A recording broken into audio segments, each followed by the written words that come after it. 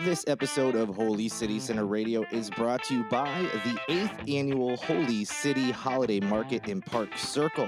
That's right, the Event Cooperative is presenting the event on Saturday, December 17th from noon until 5 p.m. You can join them for an afternoon full of shopping and holiday cheer at several neighboring Park Circle businesses. As I mentioned, starts at noon, and it gets kicked off right away with over 200 vendors, local bakeries, and food trucks participating, so you'll want to get there right when it starts. You don't want to miss out. You can shop with local retailers like Black Octopus Mercantile and Alchemy Bespoke Jewelers, just to name a few. Holy City Brewing, Firefly Distillery, Roadside Blooms, The Station, Park Circle, Ships Wheeled Hard Cider, Common House Ale Works, Godfather, and Nippatati Distillery will be hosting pop-up vendor markets in partnership with the event. That is a lot of awesome local businesses for you to support. Go check it out, as I mentioned, Saturday, December 17th. If you are going to go there, take pictures, post them on social media, use hashtag Holy City Holiday Market, or also you can use hashtag Event Cooperative when you post, so you can see all the great photos of everybody who's there. Maybe you missed out on something and you'll see it in someone's photo. But big thank you to the Holy City Holiday Market for sponsoring this episode of Holy City Center Radio. Be sure to go see them Saturday, December 17th, noon until 5 over in Park Circle. Holy City Center Radio, it is episode 64, and I am your host, Christian Sanger. So happy to be back here on the microphone, chatting with you all. I hope you have been well. I am so sorry we have been gone for about a month. We'll get into that a little bit. No guests today, just a little catch-up episode, let you know what's been going on, what to expect for the remainder of 2022. Can you believe it's December and we are almost done with this year? So we'll get into all that kind of stuff. But just wanted to check in because I've missed you all. We've had a few, just like that perfect storm of, it's the holidays, so there was already a couple breaks I had planned so I could go home. But then we had a couple cancellations, postponements with interviews. Was working out a possibility to record while I was home, but I couldn't get the equipment I needed in time. So everything just swirled together to have about a month break for us. But it was not intentional. And generally, I would like to announce like, hey, I won't be doing a show for X amount. But it wasn't planned. And, it's just one of those things that happens. And hopefully you didn't miss me too much. Of course, a million things happen and I cannot possibly cover them all. But we'll talk about a few big things that have happened. But first up, just a quick, life update. This part was planned. I went home to Connecticut to see my family for Thanksgiving. It was awesome. I don't believe I had been home for Thanksgiving since I moved to Charleston. It was just the way it worked out with an old job I had. It was impossible to get home because I had to be available for Black Friday, which, I have not missed in my current job. And then with my current job, it was always easier to get Christmas off instead of Thanksgiving. And so that's just what I always shop for. So it was like the first time in 15 years or so that I was home for Thanksgiving. My parents had come down for a couple and things like that. But so it was really cool to be back in my hometown and being able to celebrate Thanksgiving. Brought back a lot of memories, from when I lived there. And just had an awesome time. Always great to see the family. Niece and nephew are doing well. And it was fun to hear what they've been up to and chat with them as much as possible because they're always coming out with some wild and funny things. And they're just goofy, funny little humans. And it's great spending time with them and the rest of my family as well. We went back to my high school to watch the rivalry football game on Thanksgiving morning, which was a lot of fun. I hadn't seen that game, I don't think, since I actually was on the team in my senior year of high school. So it was fun to be back to see them playing the rivalry game, see some, some old friends and faces and things. And then, we went out to eat a couple times, had Thanksgiving dinner at my brother's house, my brother and my sister-in-law. Watched football and all that good stuff with the family. And it was just like a really good time. The downside was the flight there. I flew Breeze for the first time ever, and everybody was telling me the great experiences they had with it. Unfortunately, my first experience was not so great. My flight got delayed about an hour. No big deal. An hour, that's fine. And I got the notification before I left my house, so I wasn't like sitting in the airport. I wasn't even on my way. So I was like, oh, cool. I just get to chill at home a little bit. Finally, an hour after I planned on leaving, I left. No notifications the whole way to the airport. I get to the airport, check my bag, go through security. As soon as I get to the terminal, text message, oh, your flight's been delayed again. Long story short, they kept doing this like 1 hour increment or 20-minute increment. The plane was coming from another airport. I looked up at the weather for that airport. Perfectly fine. Maybe a little chilly, but not enough for like ice, not enough. There was no snow. There was no rain. There was no rhyme or reason that we were told why this flight was delayed coming in. So I was supposed to leave originally at 7 something. I forget somewhere in the 7 o'clock hour at night. I didn't leave Charleston until 12:30 a.m. And I had the feeling they knew the flight was going to be delayed for a while, but they kept just doing it in small increments. It just felt that way to me. And a couple times, like the PA person, at the desk was like, "Oh, yeah, the flight's in the air. They'll be here at such and such time." And then I'm looking at a flight tracker online. I'm like, "No, they're not. They're like 20 minutes behind the time you told me." And sure enough, it was not accurate. But we got out of there at 12:30 a.m. I didn't get back to Connecticut and in my parents' home until 3 something in the morning. So me and my folks were a little tired. I think they were able to get a nap in though, so they were okay. But I was quite exhausted, but it was okay. I had nothing to do the next day, so it's not like I had work or anything. But other than that, trip was great.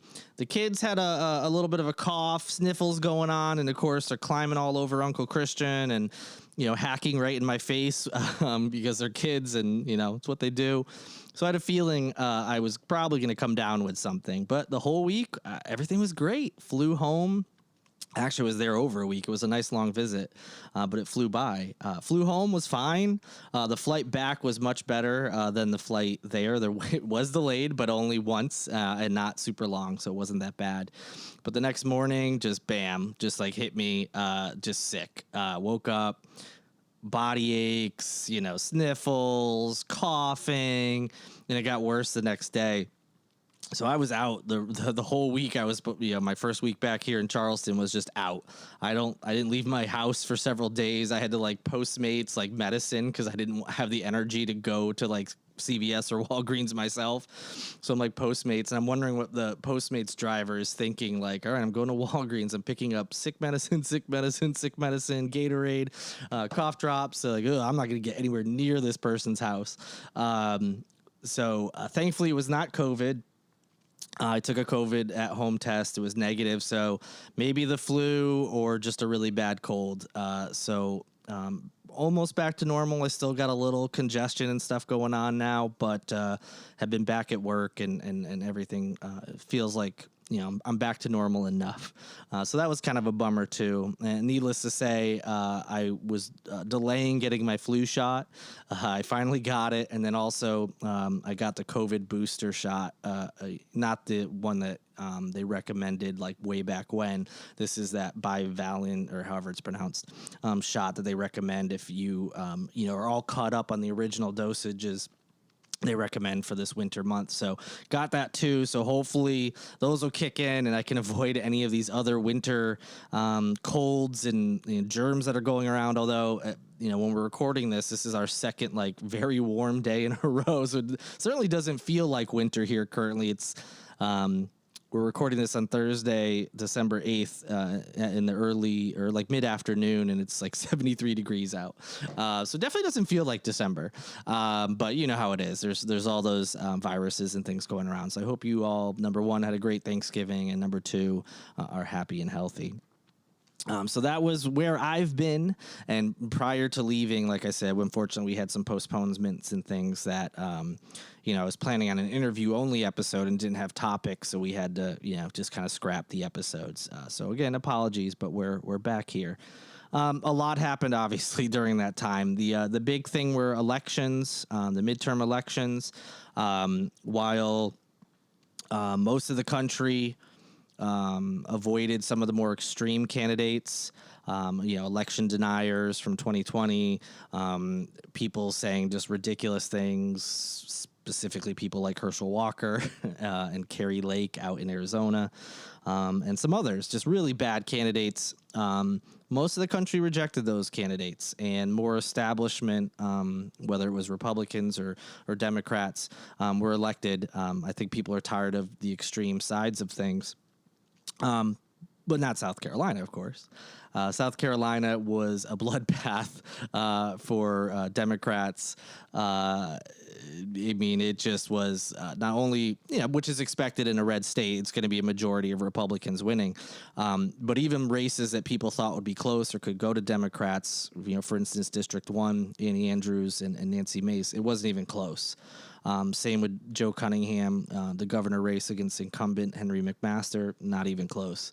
And I think the Annie Andrews one surprised people. Not that she lost, given the way incumbents always have a built-in advantage, and as much as we like to think Charleston is blue and it is bluer than the rest of the state, it was not close, and that was kind of surprising, considering some of the things May said towards the end of the campaign. She started to lean into some of those more extreme and volatile issues, but did not happen here in South Carolina.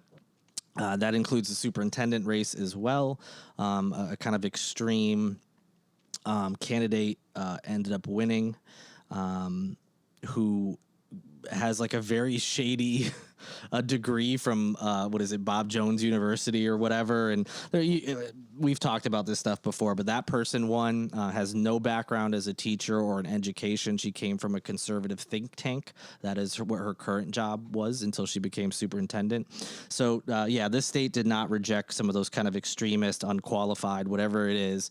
There was also a guy who had ties to the Three Percenters, which is a organization not very dissimilar to the Oath Keepers, who you may have seen nationally. A couple of their members were not only charged but convicted of sedition, and that is very hard to prove in this country. That is not a law that often goes to court, let alone gets convictions. People being charged with sedition against their own country. That's how solid the evidence was against this group. Well, a couple of the members of the group who were convicted.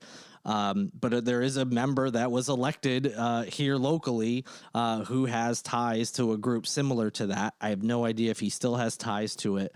But no one seemed to care when that information came out. So very disappointing turn of events here. Again, if you're a Democrat, liberal, progressive, whatever, in South Carolina, you're not surprised that Democrat candidates lose in the state, and you're not surprised that Republicans hold the majority in all facets of this government. But there were some surprises that we didn't reject some of the candidates that other states were rejecting. Other states looked at candidates and thought, I'm a Republican, but I can't bring myself to vote for this candidate. As much as I want power in the Senate or I want more Republicans in government, I can't bring myself to vote for this person because they're too extreme, they're too unqualified, whatever it may be. But no, there is no such thing in this state. It does not matter how extreme or wild or weird you are. If you've got the R next to your name when people go to vote, you have a pretty good chance of winning, and winning by a lot. There was not a lot of close races, to say the least. So we've already seen some of the fallout from these elections, because this is down the board. It wasn't just governor and reps and senators, Tim Scott being reelected. It's school boards. It's all over the place. The most extreme example being in Berkeley County. They had a bunch of candidates that won that were backed by Moms for Liberty, which is this group that sprung up during the pandemic. Their main issue was masks in schools and thought requiring kids to wear masks was tyranny and all those kinds of things. And they have a lot of ties to extremist groups too. They had like Proud Boys helping them. This is across the country, not just here, helping them with protests and things like that.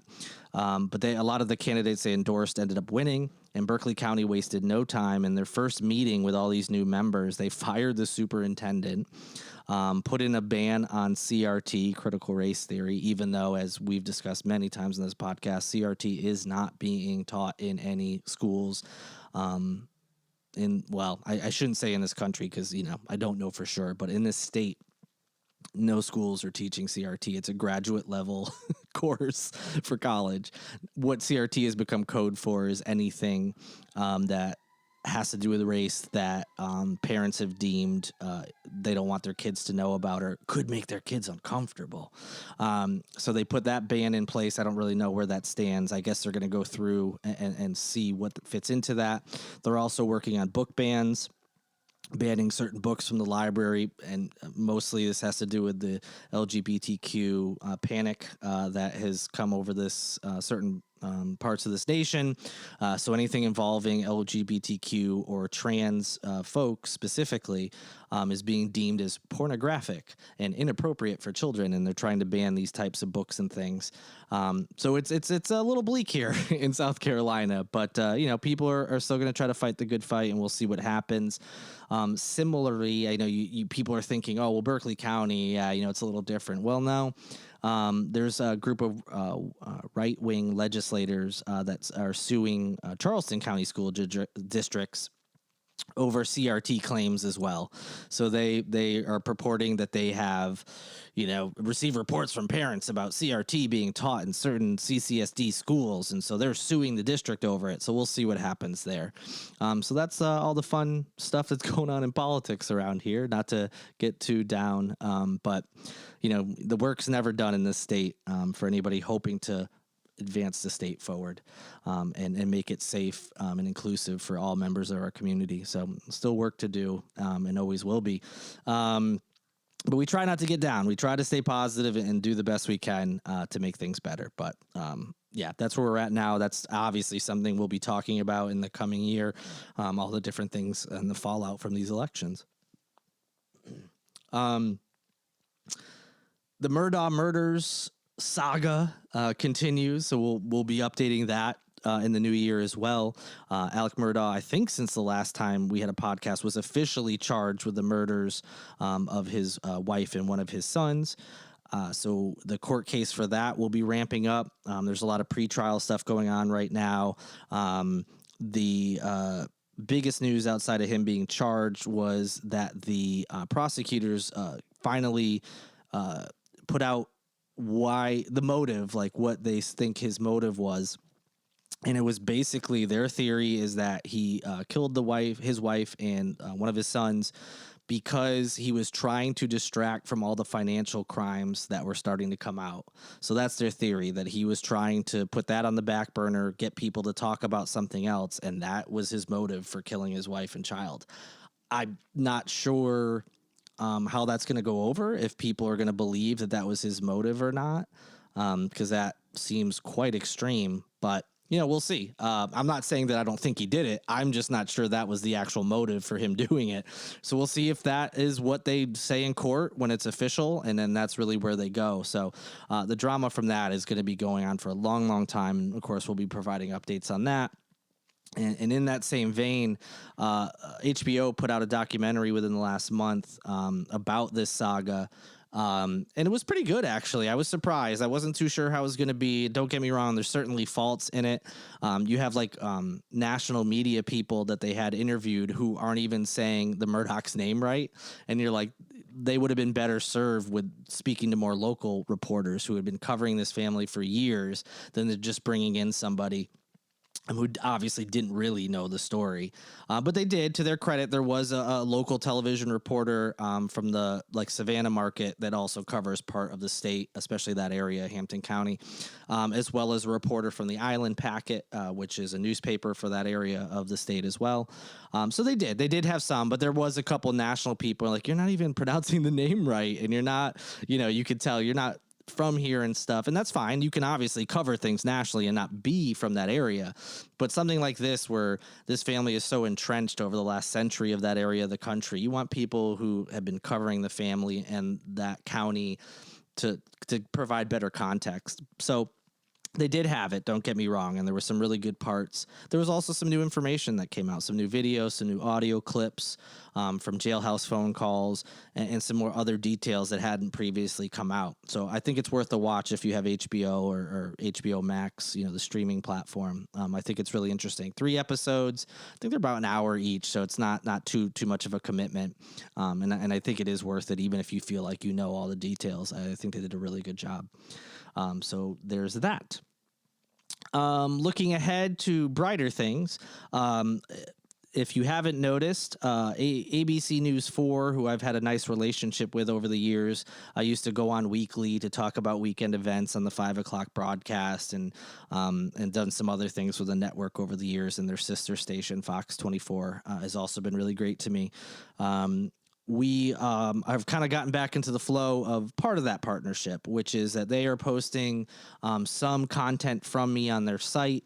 So when you go on there, some of the stories they're pulling from me, that they just didn't have time themselves to cover and what have you. So it's kind of cool to go back on ABC News 4, open an article and see it say by Christian Sanger, parentheses, Holy City Sinner, which is kind of cool. So hopefully that'll direct some people to my site, and also makes me look a little more official, which I like, and could hopefully maybe lead to some verification badges in some of these platforms, social media platforms. Hey, look, I'm getting posted on a real news site. This isn't just some random blog. We get some coverage and stuff. So that's cool. So it's fun to be back on there, and I appreciate them including some of my content on their site to get it in front of more people. Still staying local. I can't believe I'm saying this because it feels like we were just doing it, but Charleston City Papers Best of Charleston nominations are officially open for 2023. When you hear this, they launched it the week before. So when I'm recording this, they just launched this a couple days ago. So this is the time frame where you go onto their site and you can nominate who you think should be in certain categories. And then once they tally that, and they're doing that through December 28th, I believe is the last day. Once they close it, they'll tally up who got the most votes, the top 4 or 5, whatever it is in each category. And then they'll compile that, and then that's when you go in and do the final voting for who you think.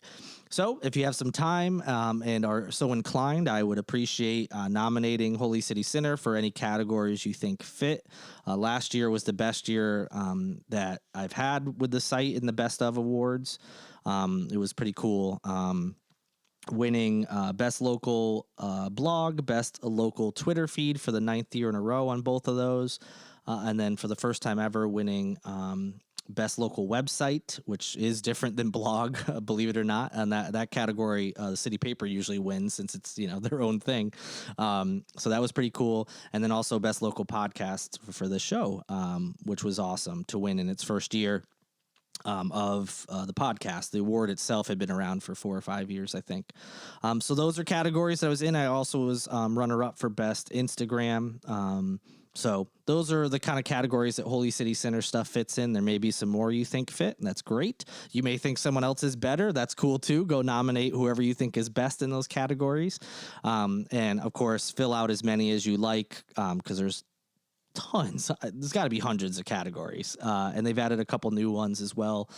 So go check it out. Put in those nominations, and we'll keep you posted on anything that Holy City Center ends up being a finalist for. But I do appreciate your support on that.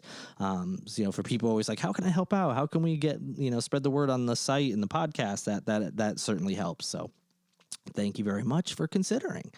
Holidays are not done, so we're not gonna have a podcast, consistently throughout December. I think right now we only have one more officially scheduled this month, with an interview, which will be good. I don't want to say anything in case we have more cancellations and postponements and things, because you just never know this time of year with illness and holidays and everything else. But we have one more scheduled, so for sure, one more episode, regardless if the guest is able to make it or not. we'll put out something. But there are some plans. My producer extraordinaire, Lindsay Collins, and I have been, having some discussions about some different things that we could do with the podcast, some ways to improve it, some ways to make it more consistent. So hopefully, whether it's this next podcast after this one or in January, I'll have something to kind of announce and say, hey, this is what you can look for. This is the plan. But the hope is to, I don't know if you know this, but it's hard to schedule with one other person, let alone 3 or more sometimes, to get everybody together for the same date and time and then have no conflicts after you set that date. It's very difficult. So we've discussed ways that we can improve upon not just that, but be able to put out a show more consistently and more often as well, to cover more topics and things like that. Don't want to get ahead of ourselves and promise anything that's not going to happen, but just wanted to put that out there that we have been talking about it and we plan on finalizing something, and to be able to make the podcast even better next year, and be able to cover more things and cover them quickly. Because sometimes when you're doing a weekly show, I have a topic that I think will be really fun. And then by the time recording rolls around, I'm like, there's so many things that have changed in this story now. And so anyway, something to look forward to. If you have suggestions, thoughts, people you want to hear me interview, reach out to me, Christian at holycitycenter.com. You can also reach out to me, through DMs on any, Facebook, Instagram, Twitter, assuming Twitter is still alive, because there's always talks that Elon Musk is going to ruin Twitter forever. But at the time, it's still going strong. So you can reach me on there. I'm still very active on the social media platforms. And let me know what do you think is good about the show? What's bad? What would you like to see more of, less of, ideas, what have you? We welcome all feedback and things. So very much looking forward to, continuing on.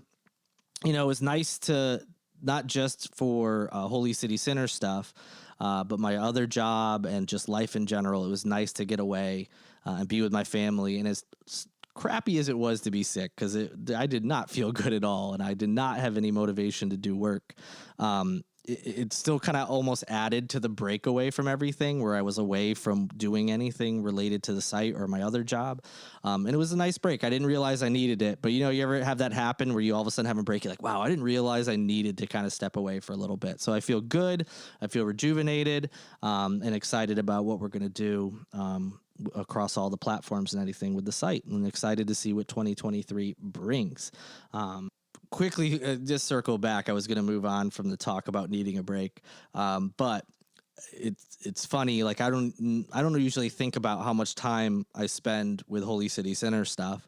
I know I put a lot of work into it, and it consumes my day. And don't get me wrong, I love doing it. But even stuff you love doing, sometimes you need to step back. But I think I even surprised my mom.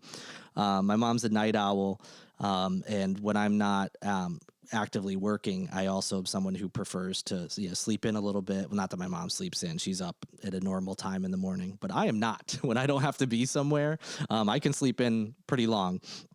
But I've always been someone who stayed up late and didn't like going to sleep early. So when I was home visiting my folks, I was up later than I would be if I was here working. But I think my mom was surprised. I'd get up, I would immediately start working on my computer. And, as long as we didn't have family things, most days I'd be visiting with the kids at least for a little bit, or we'd be going to do stuff. But I'd be immediately back on the computer when the visiting part was done. There was a couple days where we had no plans, which was fine by me. I just laid low, but I would be on the computer from like the moment I woke up until 11 p.m. midnight. Some of the nights, my mom's like, "What are you doing on the computer?" And I'd be like, "Oh, doing work, doing Holy City Center stuff." She's like, "Still?" I was like, "Yeah, this is what I do." And I'm like, "There's always something to do. There's always work to do on these platforms." And I think she was a little surprised that that I not only was doing that much work on it, as far as hours in a day, but didn't get bored or need to like throw my computer out the window, because I'm just like, I can't take this anymore. It's too many hours. But yeah, it's a lot of work. And so, like I said, it's fun. I like doing it, but sometimes you don't realize you need like that break. So being home and having forced breaks to go hang out with the family, which is what I prefer to do, of course, And then you're like, oh yeah, I really needed that. I really needed to just hang out with the kids or hang out with my mom and dad or my brother and his family and whatever. It really just helped kind of rejuvenate. When I'm here by myself, you kind of forget, like you get in the zone and you're just used to, oh, this is how my day is. I have 2 jobs. I work pretty much all day, and don't get me wrong, I put a premium on relaxing and hanging out and unwinding every day. And I have my fair share of, playing video games and watching movies and whatever else. But yeah, here you got to remind yourself sometimes to take a break, even if you're in the groove. And it reminded me, like, I need to go back to what I was doing, which was at a certain hour at night, I need to just shut down the computer and just be like, even if there's stuff you want to do, nope, you're done. You need to dedicate the rest of the night to relaxing and self-care and all that kind of stuff. But yeah, it just was a nice reminder. Even getting sick, you're like, oh my God, I'm sick. I need to get on the computer. I need to update the site. And then you're like, no, you don't. You're okay. You do a lot of work. It's okay. So I hope the reason I'm saying that is not to pat myself in the back and be like, I'm such a hard worker. It's to just say I needed it, and maybe you do too. And the holidays is a good time because I know it can get hectic with the holidays too, with trying to do family stuff and buy presents and make plans and all that. But hopefully it steps you out of your routine enough to realize that, yeah, it's okay to take breaks sometimes and take care of yourself. It's important to do that. But yes, that is it for this episode, which was mostly about me. But we did talk about some other topics as well. I appreciate y'all hanging around. Like I said, we'll have at least one more episode before the end of the year. But hopefully in the new year, we'll have some new plans for you. It'll be pretty consistent, going for the entirety of next year. But we shall see when we can talk about those things and what's happening. In the meantime, thank you so much for listening. If you want to support Holy City Sinner, as I mentioned, go check out Charleston City Paper's website. Vote for HCS in any category you think fits. You can go to patreon.com/Holy City Sinner to sign up to donate to the site and the cause and everything we're doing. You can also go to holycitysinner.com/shop, pick up some merchandise. We've still got some hats left, koozies, stickers, and t-shirts as well, amongst some other things. You can also, if you can't do anything money-wise, just retweet, share, tell someone, hey, I think you'd like this podcast. Hey, I think you'd like this article. Whatever it is, all that stuff helps out too. Anytime you're spreading the word or sharing posts or interacting on social media with the site, that helps out. Or visiting the site. Views help as well.